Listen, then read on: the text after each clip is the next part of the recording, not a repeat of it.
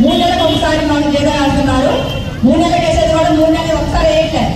ఒక నెల చేస్తున్నారు, మరి 2 నెలల మధ్య పెరిగిపోతుంది. అలాంటి డబుల్ సాలరీ అన్నారు ఏంటంటే నాకు అర్థం కాలేదు. ఏంటంటే చేయాలి మీరు అర్థం కాదంటే ఆవిడ ఏమన్నారంటే మీ అంగన్వాడీ సెంటర్లో వీడిపోయి ఫుడ్ అంతా మీరు తింటున్నారు కదా, మీకు ఇంకా శాలరీ ఎందుకు, మీరు దండాలు వేయడం ఎందుకు అన్నారు. మన అంగన్వాడీ సెంటర్కి వచ్చేది నెలకు వచ్చి మనకి ఎన్ని బియ్యం వస్తుంది?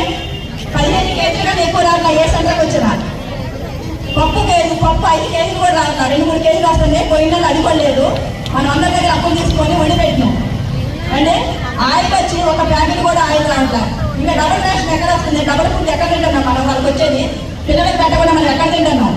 ఇలాంటి దుకాణాల వల్ల మనం సమ్మె చేయడానికి, నిరాదీక్ష చేయడానికి కూడా చేస్తున్నా కూడా ఇలాంటి మాట పుట్టించడం వల్ల మనకి అందరూ సమ్మతించలేకపోతున్నారు, మద్దతు ఇవ్వలేకపోతున్నారు. ఇలాంటి తప్పుడు ప్రచారం చేయకుండా ఉన్నారు. అందరూ మీ చెప్పడానికే తీసుకున్నాండి. Thank you sir.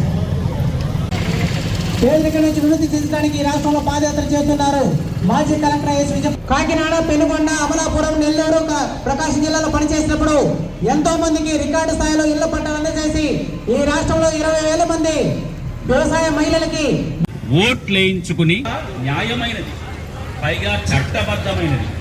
ఎందుకంటే కనీస వేతన చట్టం 26,000 రూపాయలు ఇవ్వాలి అన్నది కనీస వేతన చట్టం, మినిమం వేజెస్ యాక్ట్. దాని ప్రకారం మనం అర్హులమే.